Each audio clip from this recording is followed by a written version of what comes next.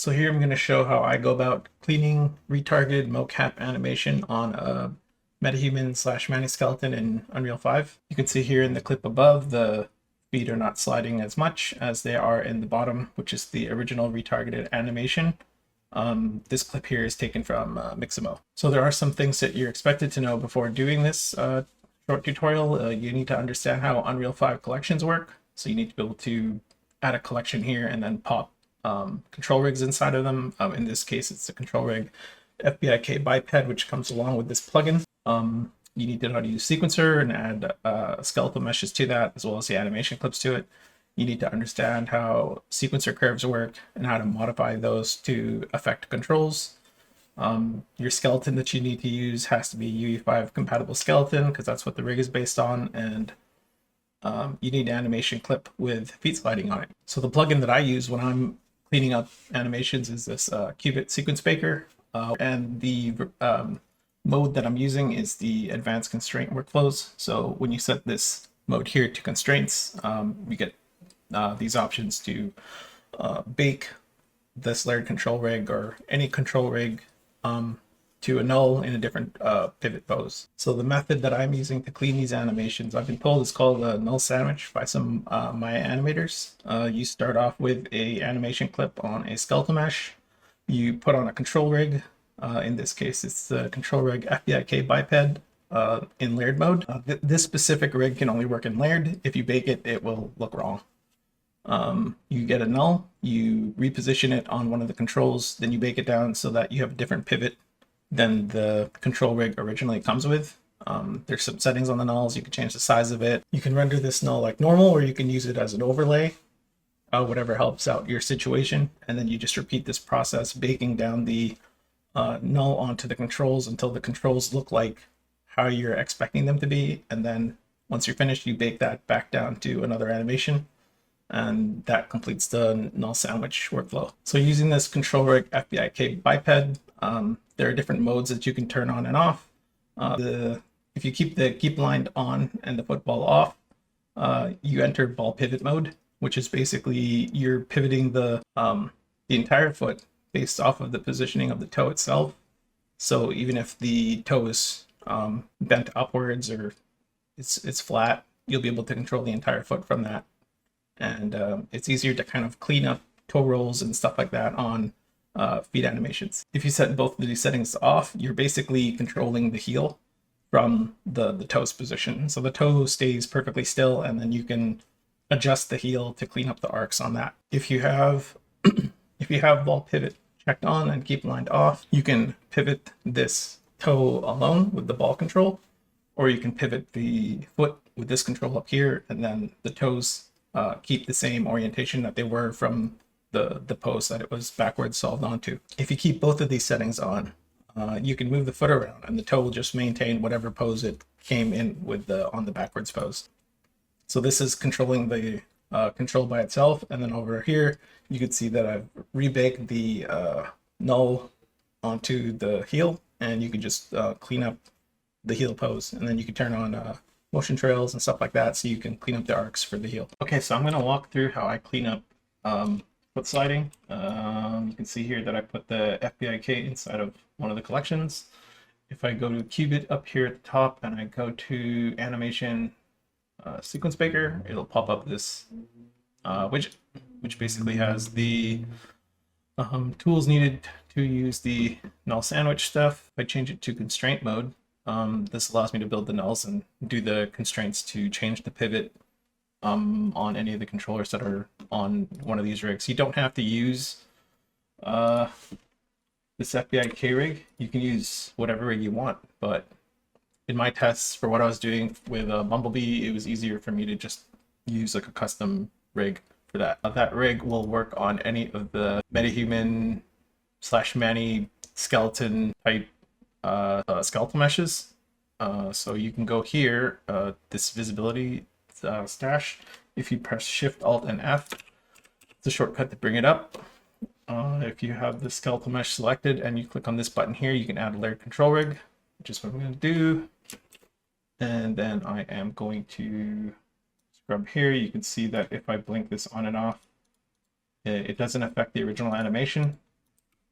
with the Manny's control rig, you'll see like the knees and elbows pop because it solves the 2-bone IK, but this one's using FBIK, so it doesn't do that. So the first thing I'm going to do is just refresh this thing so that it has this control rig thing set up, so I can click on stuff.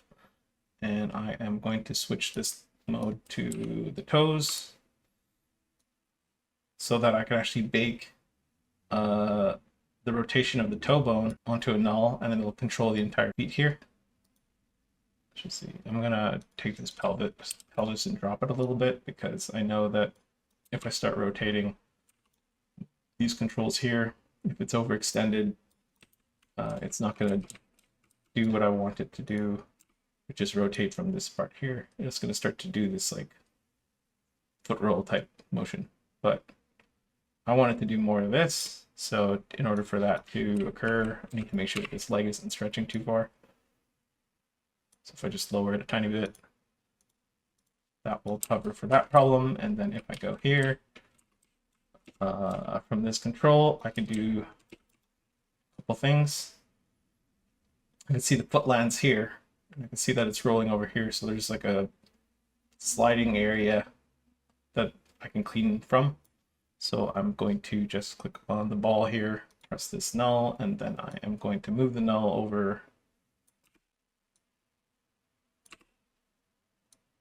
here, just so that I have a marker of where I want the foot to actually plant. I'm just going to pick the middle. And then what I'm going to do is I'm going to click on the control again. I'm going to create another null. And kind of rotate that into position of where I would want like the toe pivot to be. So I can actually, I'm just going to do it at the toe tip.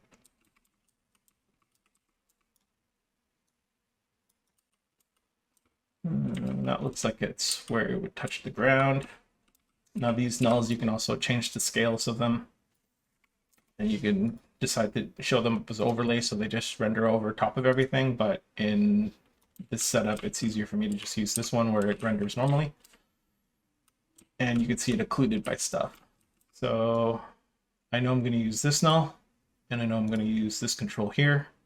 So I just got to make a mental note of where this control is so I can click on it. But if I click on this null and I click this little down arrow, if I bake control pivot to null offset, I can actually click on this controller here, and then now this null will control this controller, and it just bakes the transform of this null across the entire frame range here. So let's see here. At this point, I would want this to go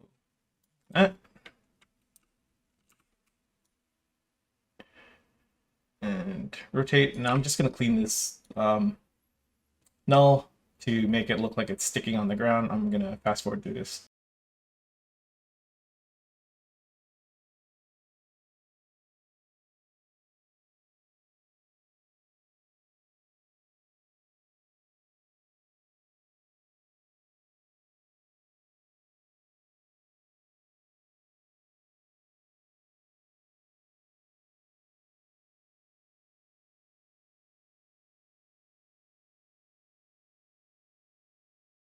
Okay, so now you can see that this foot here seems pretty clean. If I have the null selected and I click on this guy here, this is going to show the motion path. And I can clean up the null so that I can see like, like a smooth motion path going on here. And I pretty much do this exact same thing to either the toes or the heels. Yeah. And then once you're done cleaning up one of these things, you can bake it down. I'm going to go here. I'm going to hit save. I'll turn off the motion trail because I don't need it anymore. Then when I hit save, sometimes it's easier to just reload the widget so that I don't lose the ability to click on some of these things. And then if I click on this null here that is controlling that control there, if I hit bake, it'll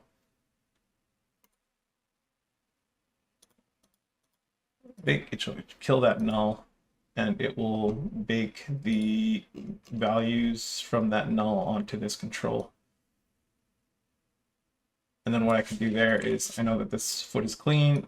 I could just bake this out by going to anim sequence, hit this playback button so that it takes the work area that I'm going to be baking the new animation to. Put this pistol walk OG into this the primary animation sequence slot, and then if I set this setting to primary animation sequence directory, it's just going to save the new file to wherever this original animation is. And if I click on this button here, it'll take the name of this, put that there, and then if I have this on, it'll use this unique name, so it's going to call it pistol walk OG001 or something like that, and I'm going to auto save it, and then I'm going to add that track to this sequence and then disable this current track, and then I'm going to make sure that I kill the control rig. If I just turn these off and I keep these settings, it should do what I'm looking for. So if I have that and I hit bake,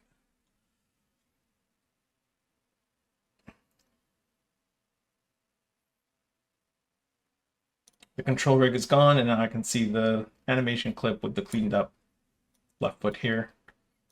And if I disable the new one and I turn on the old track, I can see what it looked like before. I can just swap those again to kind of see what the new one looks like. And then I could just do the same process for the other foot and hands or whatever else that I want to clean up. And I'll just do a quick recording here of me cleaning up the right foot.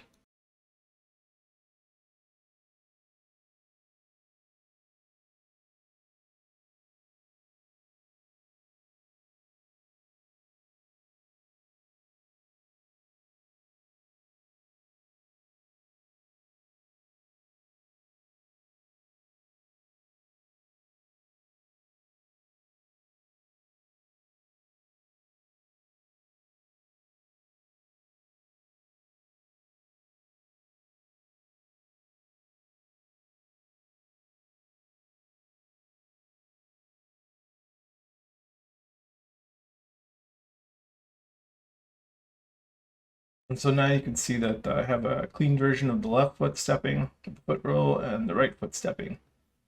The foot roll based off of controlling the toe position, controlling the whole foot with this FBIK rig. And yeah, now I can swap between the different versions to kind of see, you know, what changed. And that's pretty much the process. So when you're using the control rig FBIK biped, pretty much anytime you animate to a null and then you bake it back to a control, you have to bake it back down to an animation and then throw on the control rig again as a layered and then do the process all over, except in this one here, where if you use the ball pivot first and then you swap it over to use the ankle to control the foot. This is the only one I think that you can do. You can bake down this, and then once you bake that down, you can swap the mode, bake this down, and then you can bake it to a new sequence. But pretty much any other mode that you use, you have to go straight to another bake. So in this clip here, you can see this is the cleaned animation. I did on a more advanced Mixamo animation. The bottom is the original animation. You can see there's a bit of sliding there, and on the top it's more pinned down for the heels and the toes. This was a several step process, so probably I had to bake it down maybe 2 or 3 times after just cleaning up the toes and then baking it down, then cleaning up the heels. And here you can see the overlay mesh is the raw animation, and then the solid rendering mannequin is the cleanup version. So originally, the rig that I was working with, the FBIK one, was developed while I was animating and trying to clean up this Mixamo transferred animation over to Bumblebee. So you can see here that on the left side, there's a bunch of foot sliding, and he's not touching the floor with his hands, and it's like arms are going through the floor and stuff like that. And this one's like the clean version. So you can kind of see like the overlaid, or kind of just see it alone, where I was able to get it so that I can. His feet are a lot bigger than a metahuman's, so I wasn't able to just add nulls to like the foot control and make it look clean. I had to do something where I can move around the toe and stuff like that, but move around the entire foot or clean up the heel separately, and that's basically how that rig came about.